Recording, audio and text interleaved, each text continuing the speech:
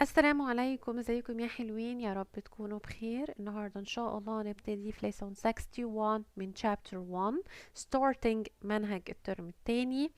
الدرس بتاعي النهاردة من الدروس البسيطة السهلة جدا جدا، واوريدي احنا اخدنا منه جزء في منهج الترم الاول، فان شاء الله هيكون سهل. بيتكلم عن ايه درس النهاردة؟ بيتكلم عن properties of multiplication. اول property هناخدها اللي هي associative property. يعني associative أو بنستخدمها ازاي في multiplication ال associative property. يلا نشوف. هنا قدامنا multiplication sentence، بس ال multiplication sentence اللي قدامنا دي بتتكون من 3 factors أو 3 numbers. احنا عارفين ان numbers في ال multiplication sentence بتكون اسمها factors. تمام؟ طيب المالتيبليكيشن سنتنس اللي قدامنا عبارة عن 3 factors مش 2 factors. ازاي نقدر نعمل لها multiplication؟ هنا بقى احنا بنبتدي نستخدم ال associative property عشان نسهل على نفسنا ال multiplication اللي قدامنا. طيب ازاي؟ ان احنا بنبتدي نعمل ال factors دي grouping. ازاي grouping؟ ببتدي اخد 2 factors between brackets نعمل منهم group، والبرودكت اللي بيطلع من ال 2 factors ده اعمل له multiplying by الفاكتور number 3. ازاي؟ يلا نشوف مع بعض. هنا بيقول لي 2 times 3 حطهم ايه؟ حطهم between brackets. يعني ايه between brackets؟ يعني عمل grouping، خلى ال 2 factors دول مع بعض group between brackets times ال 5 اللي هو third factor. اوكي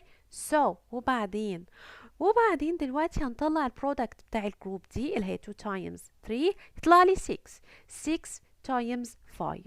دلوقتي انا وصلت المالتيبليكيشن سنتنس بتاعتي ل 2 فاكتورز عاديين خالص، اقدر احلهم عادي خالص. 6 times 5 يطلع لي 30. يبقى احنا هنا عملنا ايه؟ عملنا الفاكتورز grouping، اخدت 2 factors مع بعض times third factor. طيب هو لازم امشي بترتيب معين في الفاكتورز دي في الجروبينج دي؟ يعني هنا 2 times 3 اخدتهم هنا 2 times 3 times 5، احنا كده مشينا بنفس الاوردر. يعني ما ينفعش مثلا اقول 3 times 5 في الجروب وال2 هي اللي تكون بره؟ ينفع. يلا نشوف. هنا عملنا ايه؟ هنا عملنا 2 times 5 اهو، مشينا بترتيب مختلف خالص. 2 times 5 times the third factor اللي هو number 3. طيب الحل هيطلع هو؟ طبعا هيطلع هو. يلا نشوف كده اهو.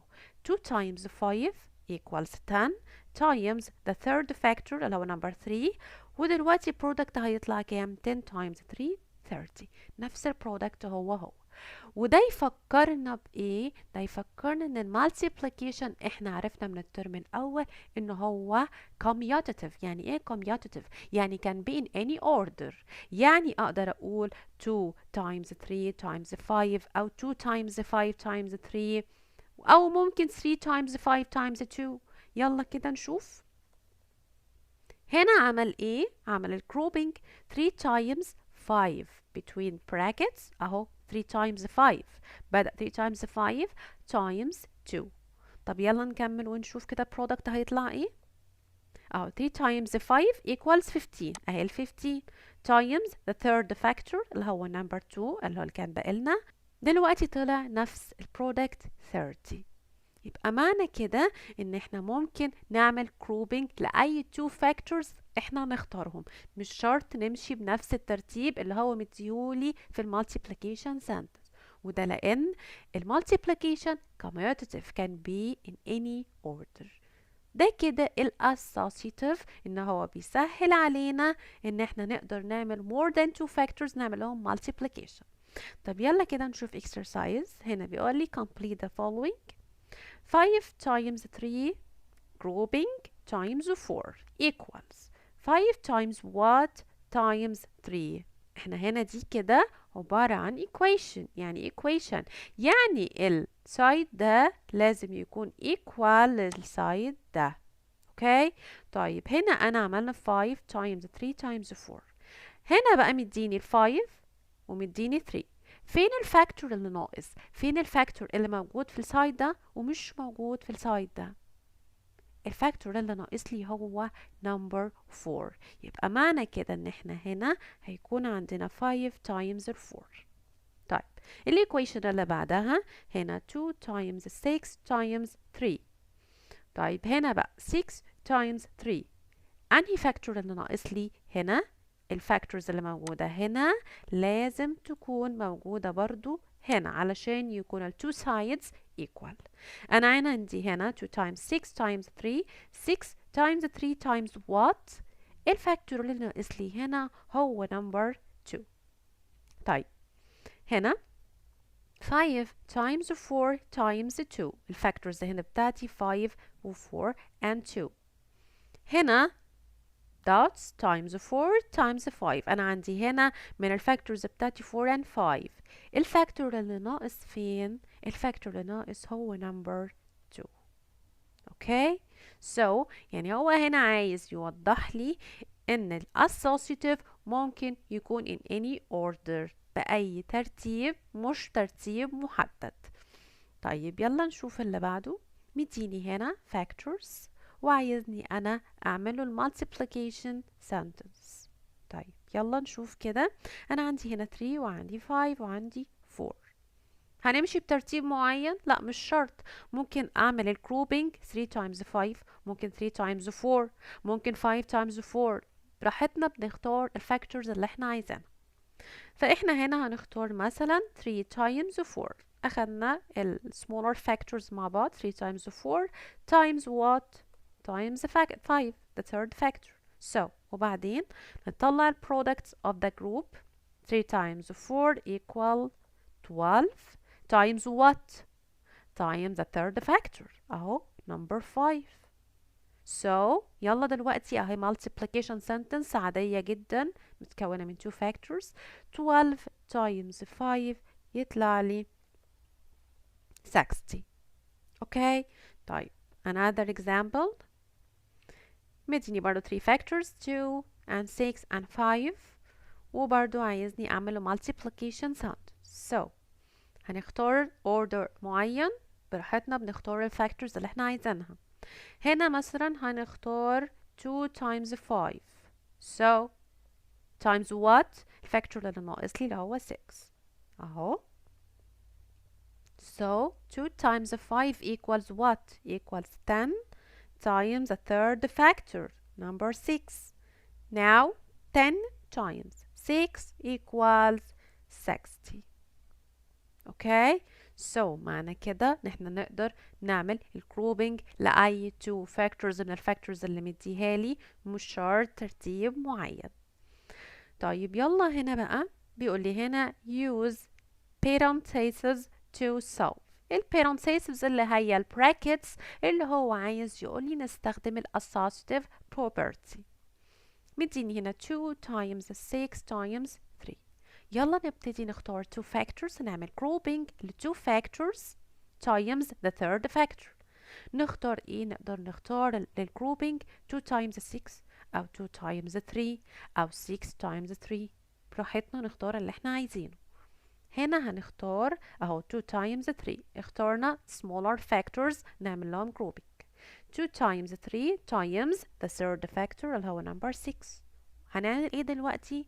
نطلع ال product of the group اهو 2 times 3 6 times the third factor. ما ننساش the third factor ما ننساش times 6. so دلوقتي اهي multiplication sentence بسيطة من 2 factors نحلها عادي. 6 times 6 equals 36. okay so next one 3 times 2 times 4. نختار أي 2 factors نعمل لها grouping. هنختار هنا مثلا 3 times 4 أو 3 times 4 مش ماشي بالترتيب. 3 times 4 times the third factor number 2. now the product of the group 3 times 4 equals 12 times third factor number 2. دلوقتي اهو multiplication from 2 factors 12 times 2 equals 24. the last one 5 times 1 times 2. يلا هنختار أي factors نعمل لها grouping. هنا اخترنا 5 times 2 times 1. The product of the group 10 times 1 طبعا هيطلع لي number 10. دي كده ال associative property ان احنا نختار two factors between brackets نعمل لهم grouping time the third factor ونحل عادي جدا. دلوقتي نبتدي في distributive property. ال distributive خدناه الترم الاول وعرفنا احنا بنستفيد ازاي من distributive او ازاي بيساعدنا في المالتيبليكيشن انه بيصغر لنا المالتيبليكيشن بتاعتنا. يعني لو عندي multiplication sentence كبيرة الفاكتورز بتاعتي كبيرة ببتدي أقسمها ل two smaller parts أو ل two smaller multiplication sentences. إزاي؟ عندي هنا مثلا 3 times 9. إحنا عايزين نصغر الفاكتورز بتاعتنا أو عايزين نصغر number 9 أو عايز أصغر المالتيبليكيشن sentence دي. هعمل إيه؟ هبتدي أقسمها ل two smaller parts. طيب ازاي؟ اول طريقة عندنا كانت by using array. ازاي؟ انا عندي هنا الارray ده متكون من ايه؟ متكون من 3 rows اهو زي ما هو قدامنا 1 2 3. طيب ال 3 rows دول كام columns؟ 1 2 3 4 5 6 7 8 9 اهو زي ما هو مكتوب لي. طيب ازاي كنا بنبتدي نقسم الارray ده ل two smaller parts؟ كنا بنبتدي نقسم الكولمز بتاعتنا لان هي اللي عددها اكبر. نمبر 3 اوريدي احنا صغير، احنا بنبقى عايزين نقسم الرقم الاكبر. فنيجي هنا عند نمبر 9 ونقسم الكولمز بتاعتنا ل 2 parts. نمبر 9 دول اول 9 كولمز دول ممكن نقسمهم لكام وكام؟ ممكن نقسمهم 1 and 8، ممكن 2 and 7، ممكن 3 and 6، ممكن 4 and 5. نعمل 2 parts، كل part بتكون من مجموعة columns. طيب هنا مثلا قسمنا الكولمز بتاعتنا ل 2 parts. first part بتكون من هنا 1 2 3 4 5. first part بتكون من 5 columns. the second part بتكون من 4 columns. يبقى أنا كده هنا قسمت أهو number 9 بتاعي أو ال 9 columns ل 2 smaller parts. طيب تمام. ازاي بقى ابتدي اعمل المالتيبليكيشن سنتنس؟ لكل بارت هعمل مالتيبليكيشن. ازاي؟ بارت 1 ده اللي هو عبارة عن 3 rows and 5 columns اهو هعمل 3 times 5 3 rows times 5 columns plus بارت 2. بارت 2 بتكون من 3 rows برضو و 4 columns يبقى 3 times 4. يبقى احنا كده قسمنا الاري ل 2 smaller parts وبعد كده عملنا 2 multiplication sentence لكل part. بنبتدي نكمل حل عادي جدا. اطلع البرودكتس بتاعتي 3 times 5 equals 15 plus 3 times 4 equals 12. نطلع sum of products يطلع لي ب 27. تمام. دي الطريقة احنا already اخدناها في الترم الاول. في طريقة جديدة الترم ده؟ طبعا في طريقة جديدة. ازاي؟ by using bar model. ايه البار موديل؟ البار موديل ده اهو زي ما هو باين قدامنا بيعبر لنا عن المالتيبليكيشن سنتنس. يعني ايه؟ يعني هنا بيقول لي ان انا number 3 is repeated 9 times. نشوف كده هنا اهو 1 هنا 2 3 4 5 6 7 8 and 9. فعلا number 3 is repeated 9 times. طيب ازاي نعمل distributive؟ نقسم البار موديل اللي قدامنا ده برضو ل 2 parts. number 9 او ال 9 groups اللي في البار موديل ممكن نقسمهم برضو 1 and 9، ممكن 1 and 8، ممكن 2 and 7، 3 and 6، زي ما احنا عايزين نقسمها ل 2 parts زي ما احنا حابين. فهنا هنقسم البار موديل part 1 اللي هو shaded متكون من 1 2 3، متكون من 3 groups. وبارت نمبر 2 هيتكون من كام جروب؟ 1 2 3 4 5 6. يبقى احنا هنا قسمنا البار موديل او قسمنا ال 9 جروبس دي لكام وكام؟ ل 3 and 6. طيب وبعدين هنبتدي نعمل multiplication sentence لكل part. اهو part 1 3 times 3 يعني ايه؟ يعني number 3 اللي موجود جوه البار موديل اتكرر في part 1 3 times plus 3 times 6 يعني ايه؟ يعني part number 2 اللي هو non shaded هنا number 3 اتكرر فيه 6 times 1 2 3 4 5 6. اوكي، يبقى احنا قسمنا البار موديل ل 2 parts وبعد كده عملنا multiplication sentence لكل part تعبر عنه. دلوقتي نطلع البرودكتس بتاعتنا وبعدين the sum of products يطلع لي 27 نفس البرودكت اللي طلع لي هنا. طيب في بقى طريقة تالتة، وهنا في الطريقة التالتة دي احنا بنبتدي نقسم الرقم على طول ل 2 parts من غير ما نستخدم اي tools ولا array ولا bar model. ازاي؟ انا عندي هنا 3 times 9 هبتدي اعمل 3 times بس بدل ما هي 3 times 9 هنقسم number 9 ل 2 numbers. تمام؟ احنا قلنا ممكن نقسمها اي حاجة زي ما احنا عايزين. هنا هنقسمها 3 times 7 plus ال 2. يبقى انا نزلت المالتيبليكيشن سنتنس بتاعتي عادية بس بدل ما هننزل 9 totally كده هنقسمها ل 2 numbers 7 plus ال 2. طيب وبعدين بنعمل multiplication sentence لكل part. ازاي؟ عشان انا قسمت number 9 ل 2 parts ل 7 and 2. تمام، ابتدي اعمل multiplication sentence لل 7 ولل 2.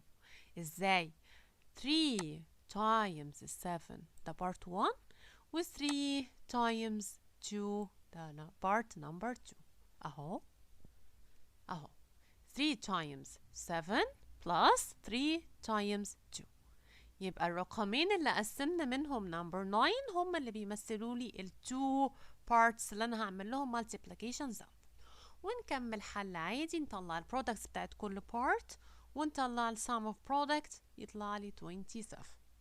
دي الثلاث طرق اللي احنا نقدر نعمل بيهم distributive. طيب يلا نبتدي كده نشوف exercise. هنا بيقول لي break apart according the equations. مديني ال equations ومطلوب مني انا اقسم البار موديل according لل equations. طيب يلا واحدة واحدة نفهم ال equation. هنا 5 times 6 5 times 6 دي يعني total البار موديل. يعني بيقول لي ان number 5 is repeated 6 times في البار موديل ده. يلا كده نتأكد number 5 is repeated 6 times. 1 2 3 4 5 6. تمام، number 5 is repeated 6 times. بيقول لي هنا انه هو قسم لي البار موديل ده 5 times 2 plus 5 times 4. يعني part 1 عبارة عن 2 groups. number 5 اتكرر في 2 groups و part number 2 اتكرر number 5 4 times. اوكي، يبقى معنى كده ان انا هعمل له first part عبارة عن 2 groups والsecond part هيكون 4 groups. اهو انا كده قسمت له البار موديل 2 parts. part 1 shaded اللي هو عبارة عن 2 groups زي ما هو قايل لي و part number 2 non shaded اللي هو 4 groups. اوكي، طيب another example. هنا بيقول لي 3 times 8. 3 times 8 معناها ان البار موديل ده عبارة عن number 3 is repeated 8 times. يلا نتأكد. 1 2 3 4 5 6 7 8. تمام، is repeated 8 times. قسم لي ال 8 times دول 3 times 5 plus 3 times 3. قسم لي first part 5 groups و the second part عبارة عن 3 groups. يبقى ناخد احنا هنا عندنا 1 2 3 4 5. ناخد ال 5 groups دول كده نعمل لهم shading. وال second part اهو 1 2 3 اهو non shaded اللي هو the second part 3 times 3. number 3 is repeated 3 times. كده احنا عملنا breaking apart according لل equations. طيب هنا بقى بيقول لي ايه؟ بيقول write the equations. هو already مديني البار موديل بتاعي مقسمهولي ل 2 parts وانا اعمل ال equations according للبار موديل. يلا أول حاجة نطلع التوتال. يعني ايه توتال؟ يعني نشوف هنا أنا عندي هنا number 4 is repeated how many times. عشان نشوف هنا هنكمل 4 times what. نشوف هنا 1 2 3 4 5 6 7. يبقى هنا في البار موديل ده number 4 is repeated 7 times. طيب number 7 ده هنقسمه ل 2 parts. كام وكام؟ هو already مقسمهولي كام؟ part 1 عبارة عن 3 اللي هو non shaded، و part 2 عبارة عن 4 اللي هو shaded. يبقى أنا هاخد كده number 4 بتاعي ده times 7 بس متقسمة ل 3 اللي هو first part و 4 اللي هو the second part. تمام؟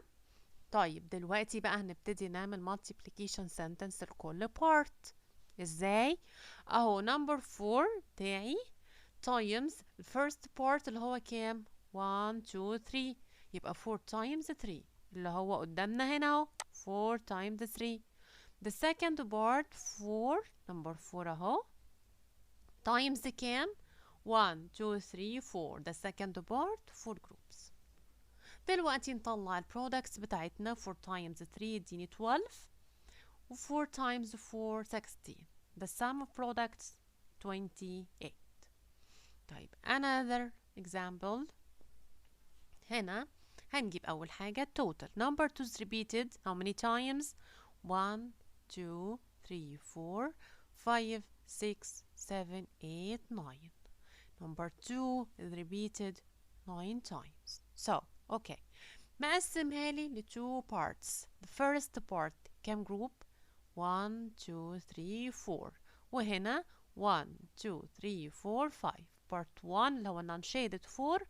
part number 2 اللي هو shaded عبارة عن 5 groups. يبقى هناخد number 2 ده اوكي اهو times part 1 عبارة عن 4 groups plus part 2 5. قسمنا ال 9 دي اهي 4 plus 5. طيب هنعمل ايه دلوقتي؟ هنعمل multiplication sentence كل part. اهي دي كده part 1 ودي كده part 2. يبقى 2 times 4 ده part 1 2 times 5 part 2. نطلع البرودكتس بتاعتنا 2 times 4 8 2 times 5 10. the sum of products is 80. طيب هنا solve the following. مديني 2 times 8 ومطلوب مننا نعمل distributive. مش هنستخدم bar model، مش هنستخدم array. هنبتدي على طول نقسم الفاكتور بتاعنا ل 2 smaller factors أو 2 smaller numbers. طيب ال 8 ممكن نقسمه كام وكام؟ ممكن 1 and 7، ممكن 3 and 5، ممكن 6 and 2، زي ما احنا عايزين. دلوقتي احنا هنقسمه 2 times 5 plus 3 اهو المالتيبليكيشن سنتنس. انا نزلتها لكن فكيت نمبر 8 ل 2 numbers. طيب دلوقتي نعمل ايه؟ دلوقتي multiplication sentence لكل part. اهو ال 2 numbers دول بيعبروا لي عن 2 parts. multiplication sentence لكل part هيكون 2 times 5 اهو plus 2 times 3. نطلع products 2 times 5 10 plus 2 times 3 6. the sum of products will be 60. خلاص احنا كده عملنا distributive للمultiplication sentence اللي قدام. طيب another example 3 times 12. عايزين نعمل distributive. هنبتدي ناخد factor بتاعنا اللي هو 12 ونقسمه ل 2 smaller factors أو 2 smaller numbers. هنا هنقسمه مثلا 10 plus 2 يبقى 3 times 10 plus 2. وبعدين احنا قسمنا اهو ال 12. هنعمل ايه دلوقتي؟ نبتدي multiplication sentence لكل part. ال 2 numbers دول يعني 2 parts اهو. يبقى 3 times 10 and 3 times 2 اهو 3 times 10 plus 3 times 2. نطلع ال products 3 times 10 اهي 30 plus 3 times 2 equals 6. The sum will be 36. طيب the last one هنا 4 times 15. يلا الفاكتور بتاعنا الأكبر هو 15 نقسمه ل 2 smaller factors. فهنا هنقسمه برضو 10 plus 5. دلوقتي هنعمل ايه؟ multiplication sentence لكل part. 10 is part, 5 is another part. يبقى 4 times 10 and 4 times 5. اهو 4 times 10 plus 4 times 5. نطلع البرودكتس بتاعتنا. 4 times 10 equals 40 plus 4 times 5 equals 20. The sum will be